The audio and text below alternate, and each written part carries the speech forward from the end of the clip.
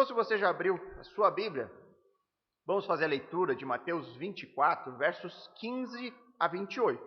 Tá? E depois a exposição ela vai ficar apenas no verso 15. Então, acompanhe comigo a leitura do texto. Diz assim a palavra do Senhor.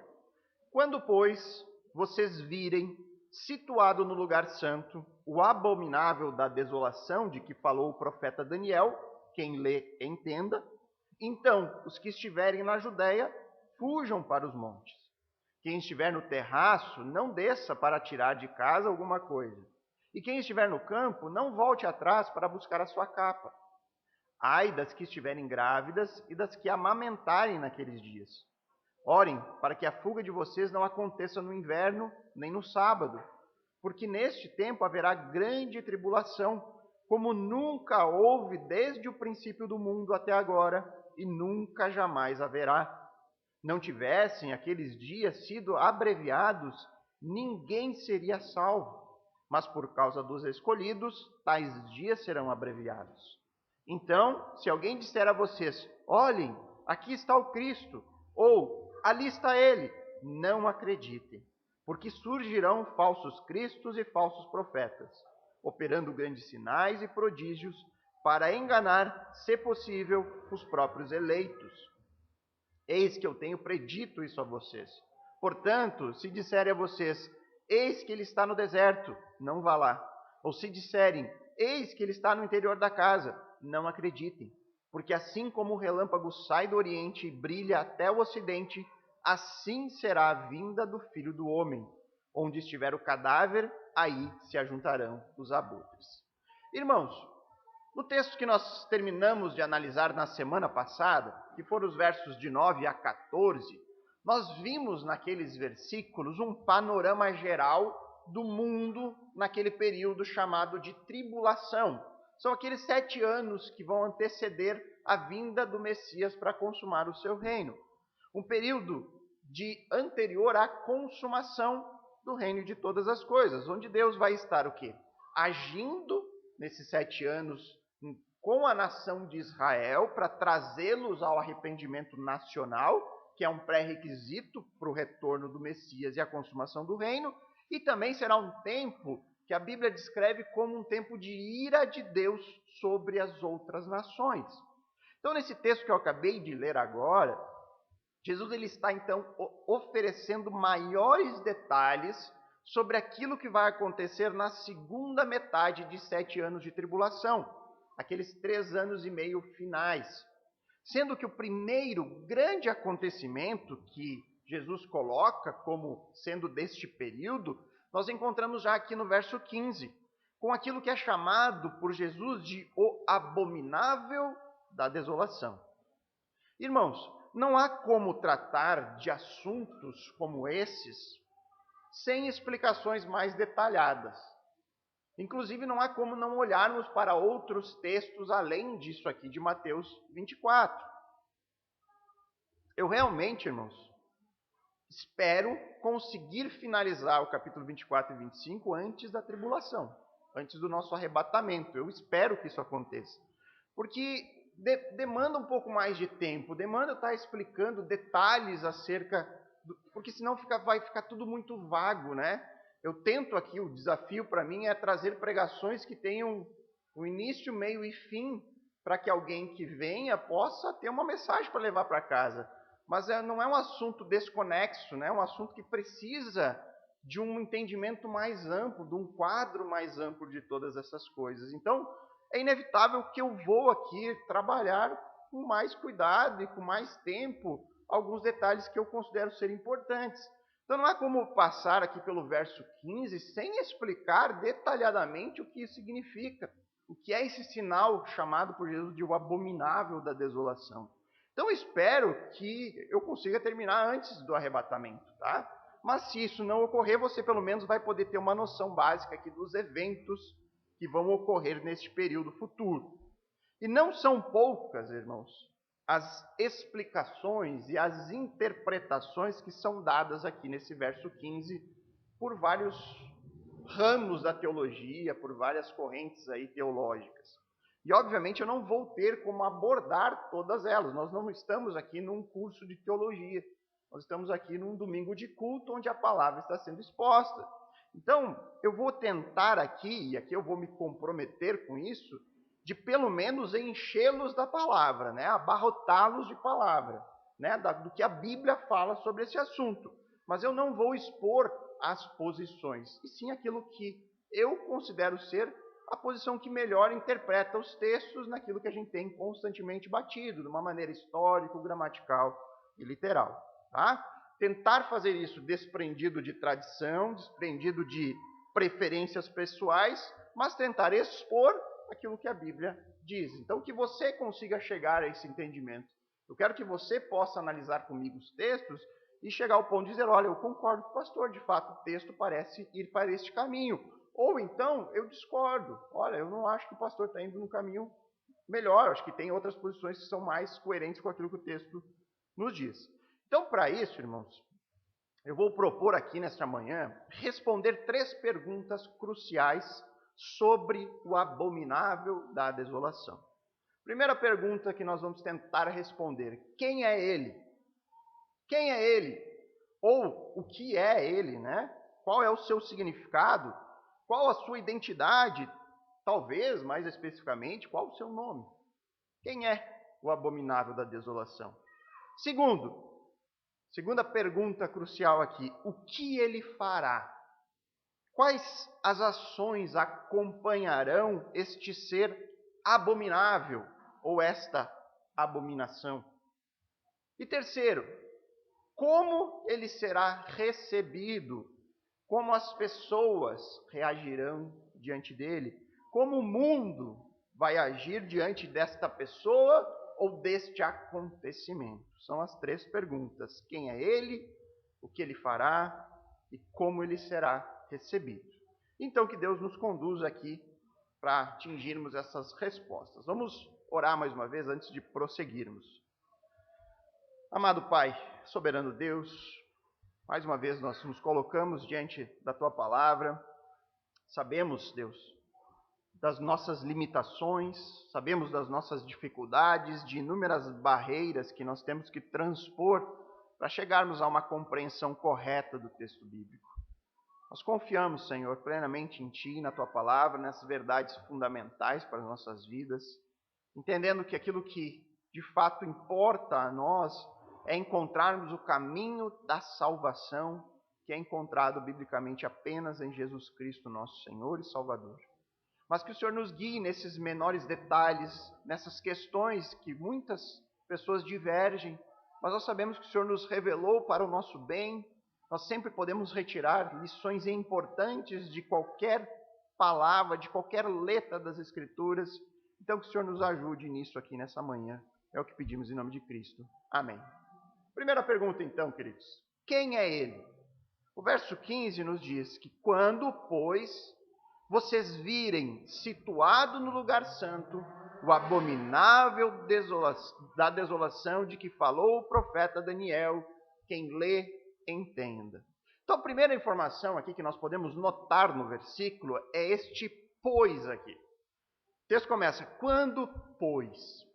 Na língua grega, irmãos, esse pois ele é chamado de uma conjunção inferencial. O que isso significa? Que esse pois aqui ele serve para sinalizar para nós que o que vem a seguir é uma conclusão de algo que já foi dito. Então esse pois aqui tem essa tarefa gramatical de nos informar que Jesus vai concluir algo que ele já está falando. Então, por conta disso, tudo aqui nos indica que Cristo está nos dando os detalhes daquele período que ele já começou a falar anteriormente, da grande da tribulação. Ele falou de uma maneira geral, uma maneira ampla, e agora ele vai concluir o assunto com detalhes bem mais específicos. Sendo que o primeiro ponto abordado nessa nova porção do seu discurso é o surgimento do abominável da desolação de que falou o profeta Daniel. E eu já falei aqui em pregações anteriores de que isso, irmãos, esse abominável da desolação nesse texto, eu já tratei o texto aqui de maneira superficial antes, provavelmente se refere àquela figura do anticristo. Porém, é importante que fique claro aqui que neste versículo ele não está se referindo ao seu surgimento, ao seu aparecimento inicial, mas indica um momento específico da história onde ele vai cometer um ato abominável que causará desolação. Algumas outras traduções, elas já trazem essa ideia de forma mais clara no texto. Como, por exemplo, a NVT, que vai dizer assim: chegará o dia em que vocês verão aquilo de que o profeta Daniel falou. A terrível profanação que será colocada no lugar santo. E ele faz aquele, entre parênteses, leitor, preste atenção. Então, para entendermos quem é o abominável da desolação, para onde que necessariamente nós temos que ir quando nós olhamos o verso 15? Para o profeta Daniel. Nós temos que ir lá ver o que o profeta está falando sobre este assunto. E aqui eu vou fazer a leitura de um dos textos onde o profeta cita essa figura enigmática, que é Daniel 9, 27. No capítulo 9 de Daniel, se vocês quiserem abrir, pode ir abrindo aí em Daniel 9, 27. Esse texto de Daniel 9, ele trata da profecia das 70 semanas, que eu já passei aqui um panorama geral dela em outra pregação. Sendo que a última semana da profecia trata-se do período da tribulação, é a 70ª semana da Daniel. E aí, então, o profeta vai dizer acerca desta última semana, eventos que ocorrerão nessa última semana. Daniel 9, 27, ele diz: ele fará firme aliança com muitos por uma semana. Essa é uma semana de anos, são 7 anos. Na metade da semana, ou seja, em 3 anos e meio, fará cessar o sacrifício e a oferta de cereais. Sobre a asa das abominações virá aquele que causa desolação, até que a destruição que está determinada seja derramada sobre ele. É disso que Jesus está falando, desse personagem que o profeta Daniel se referiu. Nós temos também no Novo Testamento o texto de 2 Tessalonicenses, capítulo 2, verso 3 e 4, que vai dizer assim: ninguém de modo nenhum os engane, porque isso não acontecerá sem que primeiro venha a apostasia e seja revelado o homem da iniquidade, o filho da perdição, o qual se levanta e se opõe contra tudo que se chama Deus ou é objeto de culto, a ponto de assentar-se no santuário de Deus, apresentando-se como se fosse o próprio Deus. Eu creio que este texto também está se referindo ao mesmo personagem da história que vai aparecer nessa última semana, nos últimos 7 anos. Tá? Quem é então este homem da iniquidade? O filho da perdição, o abominável da desolação. Ao longo da história, alguns personagens têm sido apresentados como sendo essa figura aqui profetizada por Daniel. Por exemplo, o povo judeu, irmãos, eles provavelmente foram pegos de surpresa com as palavras de Jesus aqui afirmando que o abominável da desolação ainda não havia vindo. Provavelmente as pessoas ali, aqueles poucos discípulos que estavam ouvindo isso, eles ficaram extremamente surpresos. Por quê? Porque Jesus está dando uma definição futura para aquele abominável. E eles, os judeus, os religiosos, a grande maioria dos intelectuais do judaísmo do primeiro século, eles acreditavam que o abominável da desolação de Daniel já havia vindo na história. Quando? No 2º século antes de Cristo, na figura de um rei seleucida chamado Antíoco IV Epifânio, ou Epífanes, dependendo da fonte histórica que você for consultar. Eles achavam que Antíoco Epifânio era o abominável da desolação de Daniel. Epifânio ele começou a reinar no ano 175 a.C. E ele governou ali aquela região por 11 anos, até a sua morte em 164. Antíoco Epifânio foi um grande perseguidor dos judeus. Antíoco atacou Jerusalém uma vez e matou mais de 40 mil pessoas, entre idosos, jovens, mulheres e até mesmo crianças. Não satisfeito ainda com esses crimes, Antíoco ele entra no templo em Jerusalém e profana o templo. que ele faz para profanar o templo? Ele mata, ele sacrifica um porco no altar. O que a lei do Senhor falava sobre porco? Era um animal impuro, imundo. Ele não servia para ser sacrificialmente usado nos seus cultos judaicos. E aí, Antíoco, ele vai lá, mata um porco no altar, assa a carne daquele animal e obriga os judeus, debaixo de espadas e lanças, a comerem a carne do animal que eles não comeriam de jeito algum. Depois, irmãos, ainda não satisfeito com isso, Antíoco, ele vai lá, pega as fezes do animal, mistura com seu sangue, faz um caldo daquilo tudo e manda aspergir por todo o templo, pela parede de todo o santuário. Muitos religiosos, muitos judeus, eles tinham por certo que Antíoco Epifânio era o abominável da desolação de qual o profeta Daniel havia se referido. Mas aí vem Jesus e nos diz que este não era o caso.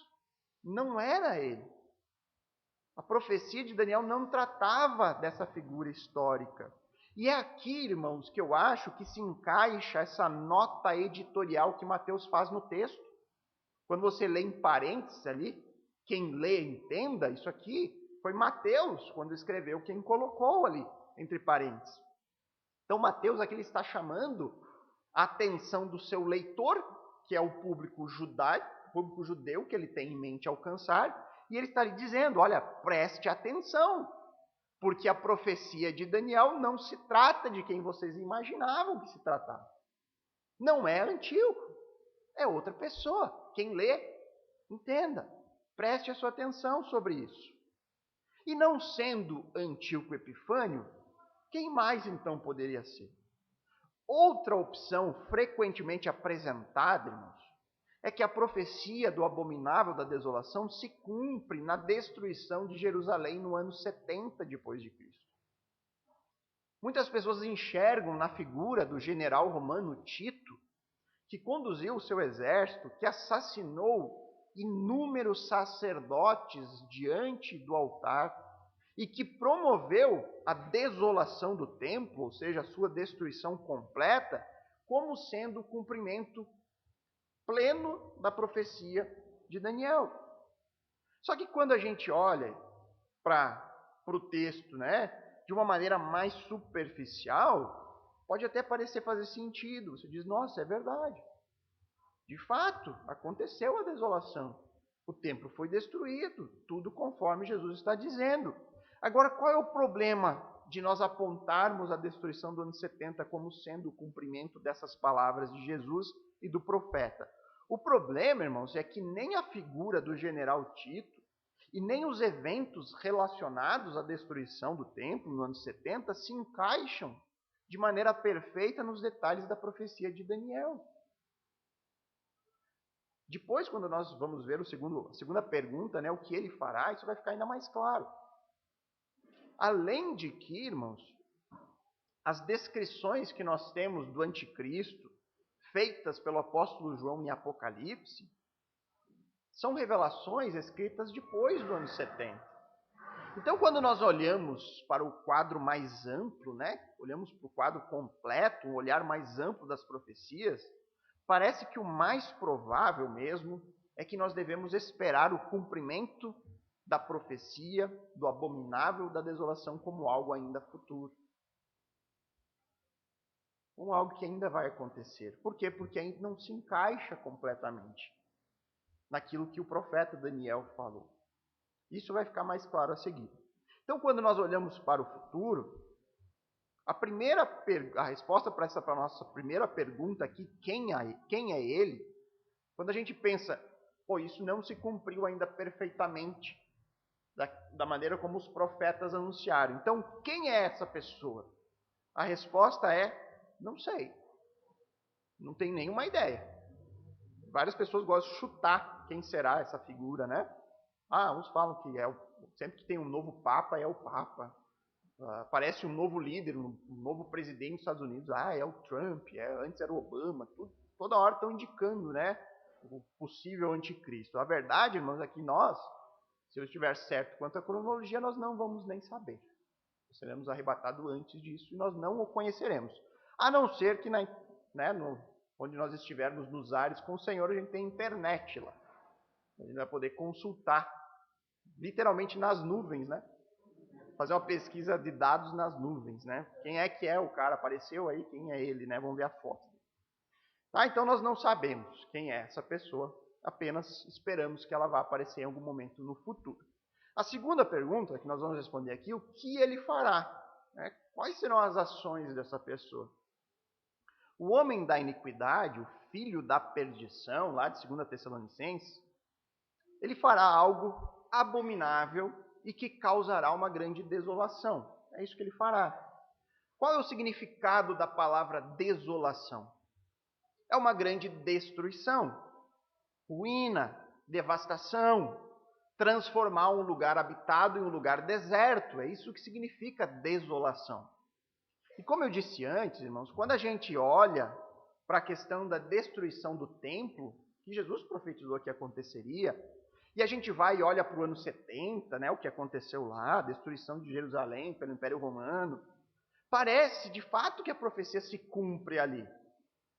Porque aconteceu de fato uma destruição. A capital de Jerusalém se tornou uma grande ruína. O povo judeu foi disperso por todo o mundo.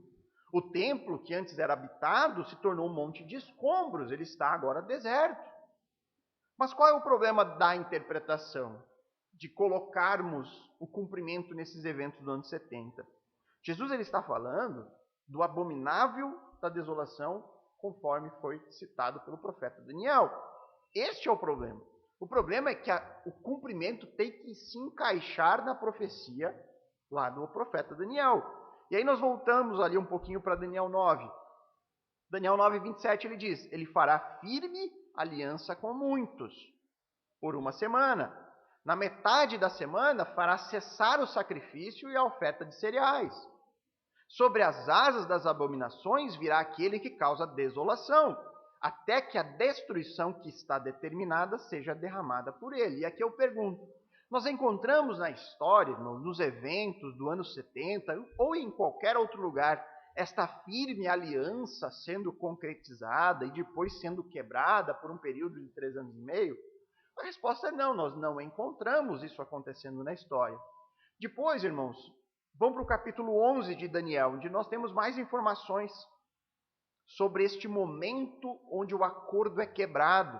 Daniel 11, 31, ele diz, forças enviadas por ele profanarão o santuário e a fortaleza, acabarão com o sacrifício diário, estabelecendo a abominação desoladora. Depois, no capítulo 12, verso 11, olha só o que diz o texto. Depois do tempo em que o sacrifício diário foi tirado, e a abominação desoladora for estabelecida, haverá ainda 1290 dias. Para quê? Para o fim, para a consumação. Então, depois que o sacrifício for retirado e a abominação desoladora, Daniel está falando isso, virá 1290 dias para o fim. Conte os dias. Quando você vir o abominável da desolação, pode marcar no calendário. Nós temos os dias para o fim. Quanto tempo aqui está descrito para o fim? 1290 dias. E aqui eu poderia simplesmente dizer 3 anos e meio. Mas aí tem umas crianças boas em matemática. E elas vão chegar para mim depois do culto, pastor, não dá 3 anos e meio. Dá 3 anos e meio mais 30 dias. O que faremos com esses 30 dias? O que vai acontecer nesses 30 dias? Aí eu vou ter que responder para ela, eu não sei. Eu não sei o porquê que tem 3 anos e meio mais 30 dias. Não sei dizer, a Bíblia não nos diz isso. O que eu posso aqui é compartilhar, por exemplo, a posição de John MacArthur, né? Teólogo aí que também é dispensacionalista, onde ele acha que esses 30 dias serão os 30 dias necessários para o julgamento de Mateus 25, 31 a 46, que é o julgamento daqueles que sobreviverem ao período da tribulação. nesses 30 dias será feito esse julgamento, é a posição dele. Mas eu prefiro ficar com a resposta, eu não sei. Eu digo, a gente não precisa ter todas as respostas, porque às vezes há assuntos difíceis. E se a Bíblia não nos dá a resposta, é melhor nós dizermos, a Bíblia não nos diz o porquê desses 30 dias, mas certamente ele tem um propósito. Então, irmãos, realmente quando nós olhamos de maneira superficial para a história e para as profecias, é bem provável que a gente vai ler Mateus 24:15 e vai pensar que se cumpriu na destruição de Jerusalém. Talvez se você só ler o Evangelho de Mateus, você vá pensar isso. O templo foi destruído, ficou desolado. Foi isso que aconteceu. Fim. Acabou. É isso. Só que quando nós vamos para o quadro amplo, e aí quando nós lembramos do precedente profético, vocês lembram? Eu falei aqui no culto sobre precedente profético. Nós temos nas profecias bíblicas, aquelas que já se cumpriram na história, um precedente.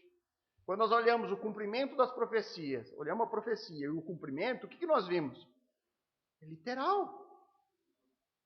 Tudo aquilo que foi profetizado sobre a vinda de Jesus, o seu nascimento virginal, cidade, a traição, quantas moedas de prata ele seria traído, ossos não seriam quebrados. Tudo que foi profetizado encontra-se um cumprimento literal. Por que em algum momento nós temos que pensar que algo não vai ser literal também? Porque é difícil da gente imaginar todos esses eventos. Lembra, irmãos, a gente não pode trazer para o texto a nossa preferência. A gente tem que continuar analisando tudo de uma maneira mais literal possível. E quando nós vamos para isso, nós vemos que definitivamente o cumprimento no ano 70 não se encaixa nos detalhes da profecia de Daniel.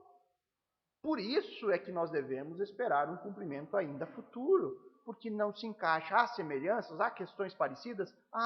Mas os detalhes não tem jeito.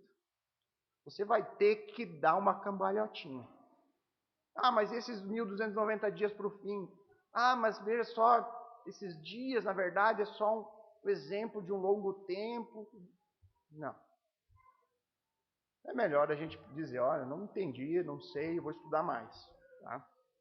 Então, tendo dito isso, vamos responder agora a segunda pergunta sobre o abominável da desolação. O que ele fará? Este ato abominável causará desolação de que forma? Segundo a profecia, irmãos, isso aqui se trata da desolação do culto judaico. É algo relacionado ao templo na cidade em Jerusalém. Ele profanará o santuário, diz a profecia. Fará cessar o sacrifício diário, segundo a profecia. Isso nos indica, irmãos, que em algum momento da história, o culto judaico no templo, lá em Jerusalém, vai ser reestabelecido. Em algum momento isso vai voltar a acontecer. Ao que tudo indica, irmãos, o homem da iniquidade, o filho da perdição, vai fazer algo que ninguém jamais foi capaz de fazer até hoje. Selar a paz no mundo árabe. Devolver o local do templo ao povo de Israel.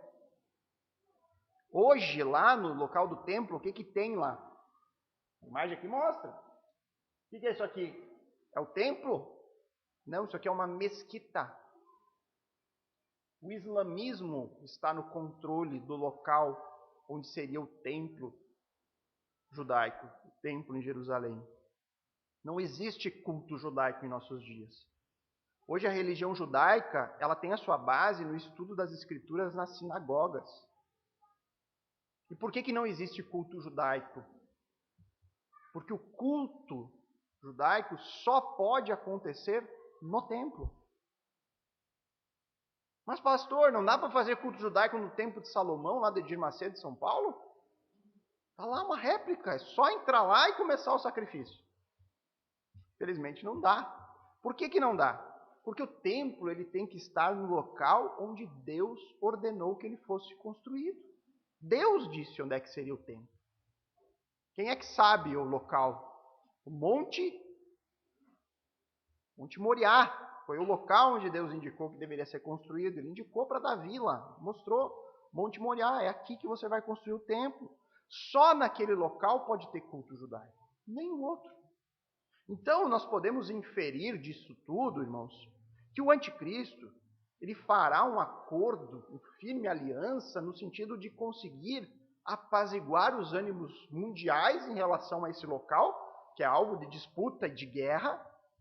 Ele vai conseguir convencer o mundo árabe, os países islâmicos, a devolver o local do templo a Israel. Pense só na capacidade política dessa pessoa. Ele vai ser alguém extremamente habilidoso. Ele vai resolver um conflito até então sem solução. Muitos já tentaram, nunca conseguiram. Só que essa paz, essa firme aliança, será apenas por um breve período. Segundo a profecia, esse acordo ele vai ser quebrado. E aí o próprio homem da iniquidade, que vai quebrar esse acordo, ele vai profanar o templo. E aí ele fará cessar novamente o culto. E aí então haverá o esvaziamento, a desolação do culto judaico. E isso vai acontecer como um sinal para o povo de Deus de que o tempo da intensa perseguição se aproxima. Este é o sinal. Quando isso acontecer, quando cessar o culto, saibam que o tempo da perseguição, pior período da tribulação, chegou. Mas saibam também que os dias estão contados. O fim se aproxima. E de que forma, especificamente, o abominável da desolação profanará o templo? Será que vai ser sacrificando um porco no altar, como fez Antíoco Epifânio? 2 Tessalonicenses 2, 3 e 4 diz: ninguém de modo nenhum os engane, porque isso não acontecerá sem que venha a primeira apostasia e seja revelado o homem da iniquidade, o filho da perdição, o qual se opõe e se levanta contra tudo o que chama a Deus ou é objeto de culto. E aqui vem a profanação, o ato abominável, a ponto de assentar-se no santuário de Deus, apresentando-se como se fosse o próprio Deus. Esse é o ato abominável, que causará a desolação do culto judaico. O homem da iniquidade vai exigir das pessoas adoração, e ele fará isso no templo. Consequentemente, haverá a desolação por parte do povo de Deus, que vai ver isso como um sinal e que saberá como agir diante disso. A ação que eles devem tomar, irmãos, nós vamos começar a analisar na próxima semana. Aquilo que eles farão quando eles virem isso. E aqui nós já temos a resposta para duas perguntas. Chegamos então na última. Como então será recebido essa figura?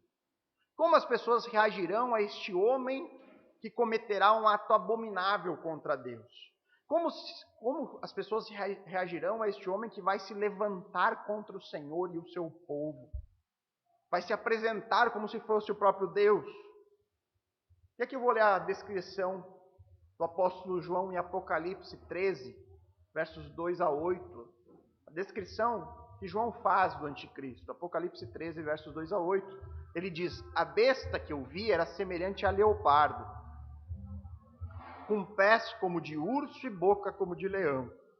E o dragão deu à besta o seu poder, o seu trono e grande autoridade. Uma das cabeças da besta parecia ter sido golpeada de morte, mas essa ferida mortal foi curada. E toda a terra se maravilhou seguindo a besta. E adoraram o dragão, porque deu a sua autoridade à besta. Também adoraram a besta, dizendo: quem é semelhante à besta? Quem pode lutar contra ela? Foi-lhe dada uma boca que proferia arrogâncias e blasfêmias. E foi-lhe dada autoridade para agir durante 42 meses. A besta abriu a boca em blasfêmias contra Deus, para lhe difamar o nome e difamar o tabernáculo, a saber, os que habitam no céu. Foi-lhe permitido também que lutasse contra os santos e os vencesse. Foi-lhe dada ainda autoridade sobre cada tribo, povo, língua e nação. E ela será adorada por todos os que habitam sobre a terra, aqueles que desde a fundação do mundo não tiveram os seus nomes escritos no livro da vida do Cordeiro que foi morto. Aqui nós temos a resposta, irmãos. Como aquele que causa desolação será recebido pelas pessoas no período da tribulação?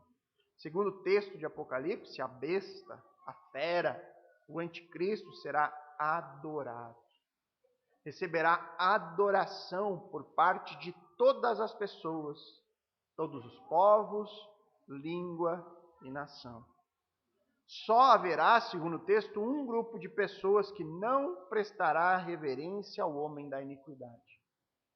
Estes são os eleitos, aqueles que possuem os nomes escritos no livro da vida do Cordeiro que foi morto. Mateus 24 fala a mesma coisa. Porque surgirão falsos cristos e falsos profetas, operando grandes sinais e prodígios, para enganar, se possível, os próprios eleitos. E aqui, queridos, algumas pessoas se opõem a essa ideia de um grande líder mundial recebendo adoração como se fosse próprio Deus, porque alegam que nós vivemos em um mundo cada dia mais cético. Cada dia mais as pessoas duvidam de Deus, duvidam do sobrenatural. Como então as pessoas vão adorar alguém que se coloca como Deus? Isso não vai acontecer.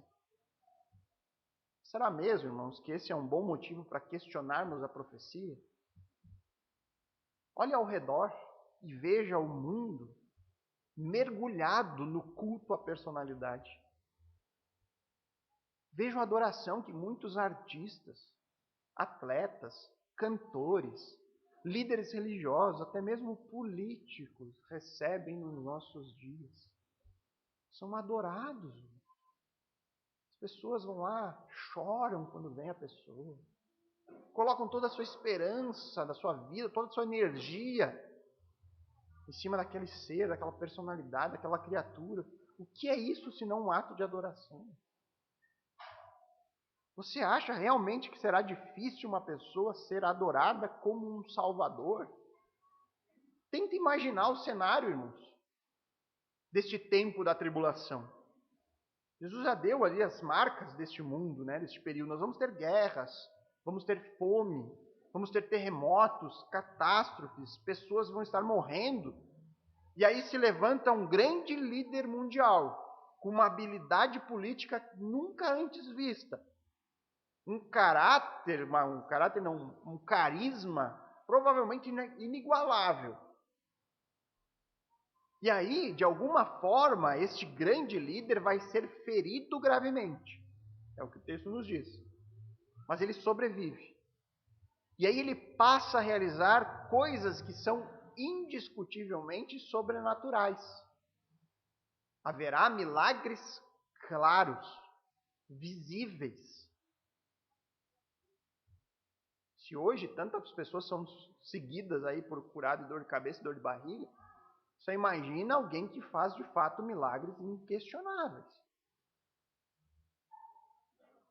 Certamente, irmãos, haverá multidões em torno dessa figura. Você acha que eles vão receber essa pessoa senão como um possível salvador?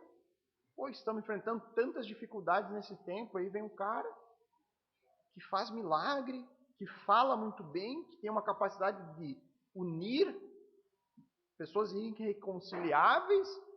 Essa pessoa vai ser adorado. Inclusive, irmãos, a Bíblia fala que esse é o caminho natural de nós, seres humanos, pecadores, em rebelião contra Deus. Em Romanos 1:25. Nós trocamos a verdade de Deus pela mentira, adorando e servindo a criatura ao lugar do Criador. Esse é o caminho do homem pecador. E o texto diz que serão enganados todos, exceto os eleitos. Aqueles que foram transformados, que foram alcançados pela verdade. A sequência do texto de 2 Tessalonicenses 2, os versos 7 a 12, também descreve isso. Ele diz, porque o mistério da iniquidade já opera, e aguarda somente que seja afastado aquele que agora o detém. Quem o detém? Também não sei. Hoje eu sei metade das coisas aqui. Nós não sabemos, a Bíblia não nos diz. Paulo sabia, a igreja de Tessalonicenses sabia, nós não sabemos. Então será revelado o iníquo, a quem o Senhor Jesus matará com o sopro de sua boca e destruirá pela manifestação da sua vinda. Ora, o aparecimento do iníquo é segundo a ação de Satanás. Perceba como se encaixa a descrição de Apocalipse. O dragão, Satanás, a besta, o anticristo. com todo o poder, sinais e prodígios da mentira, e com todo o engano de injustiça aos que estão perecendo, porque não acolheram o amor da verdade para serem salvos. É por este motivo que Deus lhes envia a operação do erro, para darem crédito à mentira, a fim de serem condenados todos os que não creram na verdade, mas tiveram prazer na injustiça. Ou seja, o relato aqui, o quadro é de um mundo de joelhos diante do homem da iniquidade. E a principal razão para que isso vai acontecer é porque Deus vai entregar essas pessoas aos seus próprios corações. Amando a mentira, adorarão o pai da mentira. Serão entregues pelo Senhor à operação do erro, é o que o texto diz, a fim de serem condenados, porque não creram na verdade, mas tiveram prazer na injustiça. O mundo em rebelião receberá o abominável da desolação como seu grande Salvador. Então esse texto, irmãos, de Mateus 24, versos 15 a 18, que trata em detalhes os acontecimentos da segunda metade da grande tribulação, ele abre aqui nos informando, no verso 15, o primeiro grande sinal, que é o aparecimento do abominável da desolação, ou do ato abominável que causa desolação. Quando essa figura, esse personagem, for lá cometer este ato, profanar o templo, cessar o culto judaico, este é o sinal. E aí então as pessoas que temem a Deus e que estiverem vivas durante esse período e virem isso acontecendo, elas saberão o que precisam fazer. E este é o assunto que nós veremos a partir da próxima semana. O que elas devem fazer quando isso acontecer. Para finalizar, então, irmãos, eu gostaria de trazer aqui algumas aplicações práticas para nós hoje. Se eu estiver certo em relação à cronologia destes eventos, nós, aqueles que cremos em Cristo, que confiamos no Senhor como nosso único e suficiente Salvador, nós não vamos estar presentes aqui. Nós teremos contato com o abominável da desolação. Entretanto, irmãos, será que hoje mesmo nós não temos nos associado com coisas que são igualmente abomináveis ao Senhor? Eu quero propor a meditação nesse sentido. A Bíblia, ela nos revela a presença histórica de um homem que comandará o mundo no auge da rebelião humana contra Deus e os seus eleitos. Essa pessoa, ela recebe o nome, biblicamente, o título, de Anticristo. E esse título é encontrado em 1 João 2,18. Ele diz: filhinhos, essa é a última hora. E como vocês ouviram que o Anticristo vem, também agora muitos anticristos têm surgido. Por isso sabemos que é a última hora. O título Anticristo indica que essa pessoa vai surgir como grande opositor ao Messias. Aquele que vai perseguir o povo do Senhor no mundo.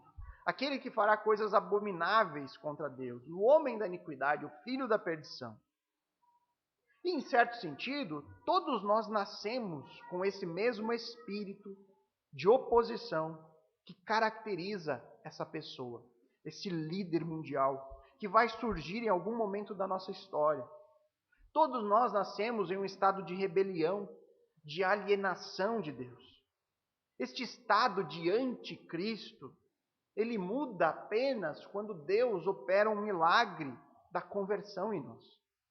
E aí nós deixamos de ser anticristo e passamos a ser pró-Cristo. Amamos a Cristo, queremos viver com Ele, obedecer a Sua palavra. Então a meditação que eu gostaria de propor aqui, irmãos, é que mesmo depois de termos o nosso coração regenerado, nós podemos, de forma consciente ou não, permanecermos associados com coisas que são abomináveis ao Senhor, com coisas que são anticristo. Se há uma lição clara e prática que nós podemos tirar do texto de hoje, é: afaste-se de tudo aquilo que é abominável para o Senhor. Afaste-se de tudo aquilo que é abominável a Deus. E para que isso aconteça, você precisa primeiro conhecê-lo. Você precisa aprender da Escritura. Você precisa conhecer a palavra de Deus para poder ter o discernimento sobre aquilo que Deus ama. Quais são as coisas que Deus valoriza? E aí eu poder contrastar com tudo aquilo que o Senhor despreza, condena, abomina. Você precisa conhecer a Bíblia para saber o que é abominável ao Senhor, o que é amável ao Senhor. Depois, irmãos, você precisa fazer um exercício constante, diário, analisando a sua própria vida, a sua conduta, em busca de associações que possam causar abominação ao Senhor. É necessário. E aí então, depois que você identifica essas coisas, você pode ter a ação de arrancá-la, de se afastar daquilo. Este é basicamente o caminho da santificação progressiva.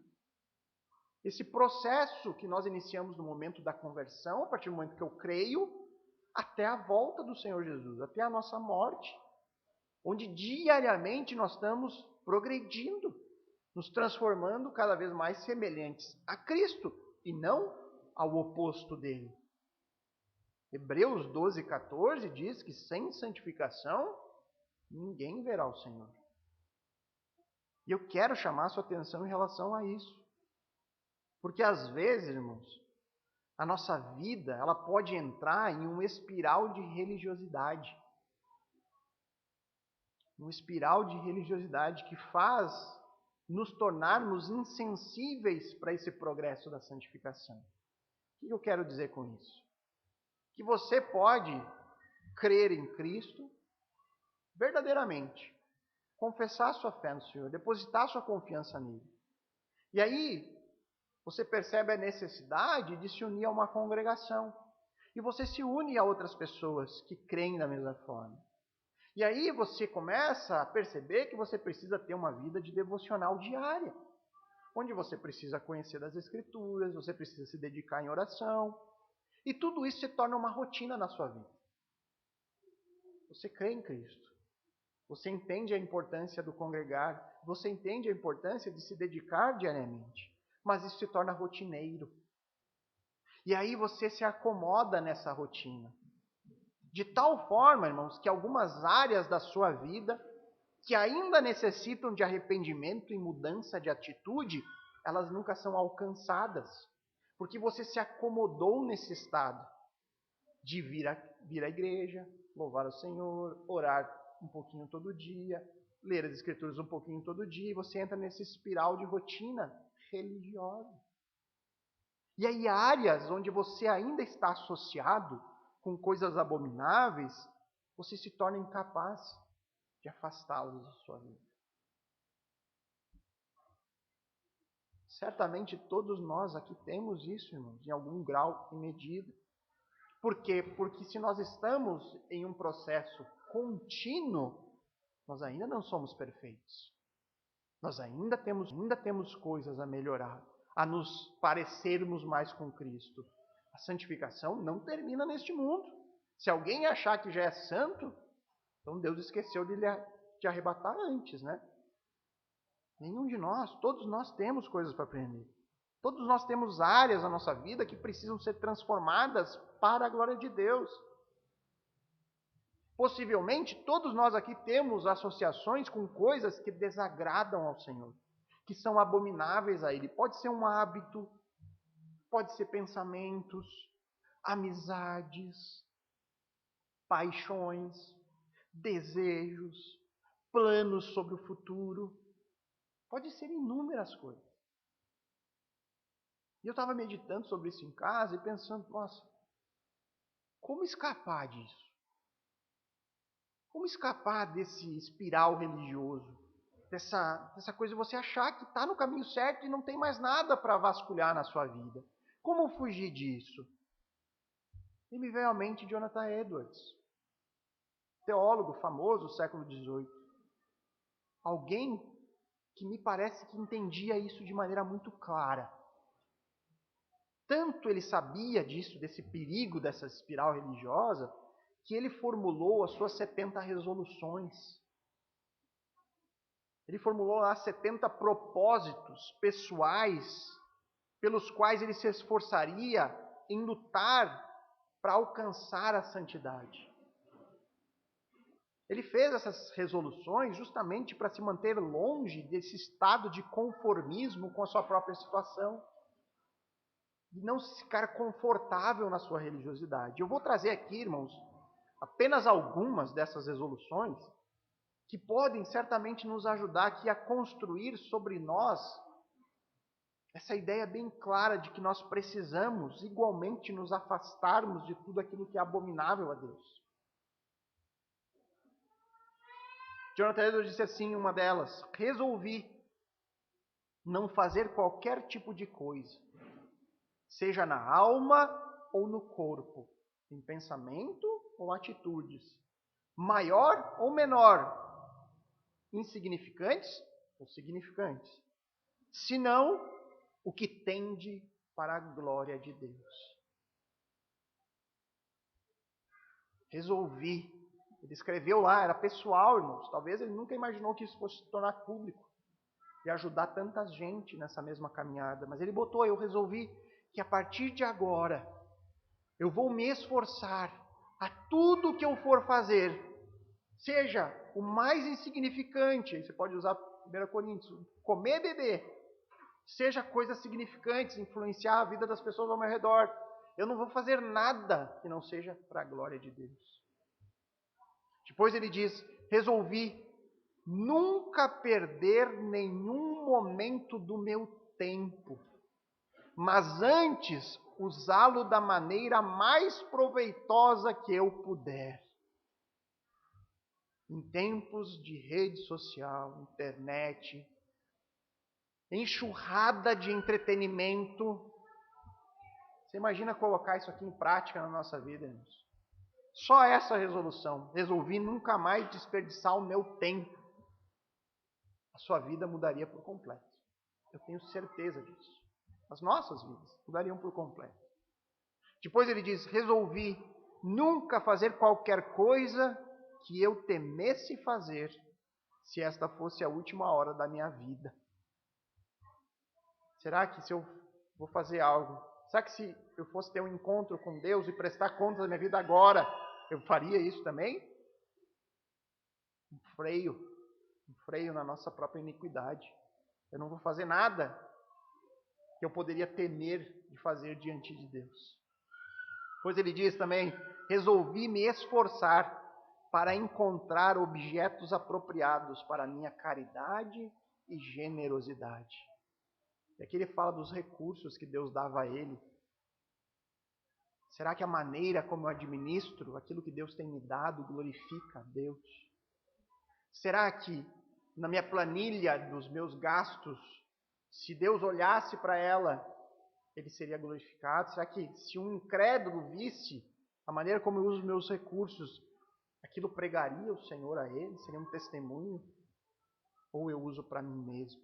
Ele também colocou isso. Eu vou me esforçar para fazer da forma certa. Depois ele diz: resolvi, e essa aqui eu botei porque eu acho que é demais. Resolvi nunca falar mal de ninguém, de modo que isso tenda para a sua desonra, mais ou menos, sem nenhum aspecto, exceto para algum bem real. Nunca mais falarei mal de ninguém, a não ser que seja algo para edificar. Do contrário, eu não vou desonrar. Eu não vou falar da pessoa de uma maneira desonrosa.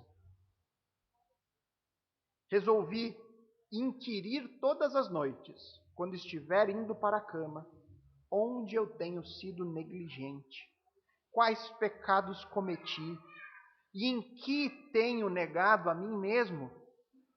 Eu farei isso todo final de semana, a cada final de mês e a cada final de ano, ele diz. Todas as noites, todo final de semana, todo final do mês, todo final do ano. Quando estiver indo para a cama, vasculhar Que pecados eu cometi? Onde eu tenho sido negligente? Resolvi estudar as Escrituras com toda a firmeza, constância e frequência que eu estiver em meu poder, e sinceramente atentar para o meu crescimento e conhecimento na mesma. Junte essa com a do tempo. Faça um link. Resolvi nunca perder nenhum momento do meu tempo. Agora une com estudar a Escritura com toda a constância e frequência que eu estiver em meu poder. Sempre que for possível, eu vou estudar as Escrituras. Eu vou sinceramente buscar o meu crescimento e conhecimento nela, porque isso é vital para nos afastarmos de tudo que é abominável.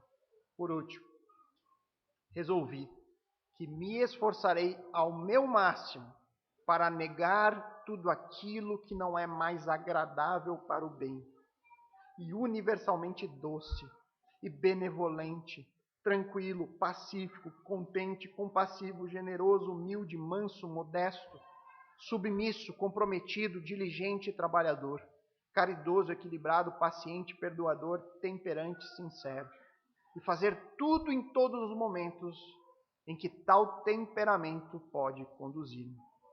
Examinar estritamente a cada semana se eu tenho agido assim. Vou me esforçar ao máximo para negar tudo aquilo que é abominável ao Senhor. E eu farei isso a examinar a mim mesmo, constantemente. Aquilo que eu tenho feito, aquilo que eu tenho visto, colocado diante dos meus olhos, aquilo que eu tenho falado, glorifica o Senhor, edifica de alguma forma, se não, afaste-se, porque é abominável ao Senhor. Eu gostaria então, irmãos, para encerrar, que você meditasse um pouco sobre tudo isso que foi falado e que vasculhasse a sua vida agora mesmo em busca de coisas, práticas, pensamentos que você sabe ou que desconfia que são abomináveis ao Senhor. E aí, depois disso, firme a sua própria resolução. Firme a sua própria resolução. Diga diante de Deus, resolvi mudar isso. Eu resolvo a partir de agora fazer diferente. Retire qualquer coisa que desagrade a Deus da sua vida. Então, medite por isso por um instante e depois vamos orar ao Senhor.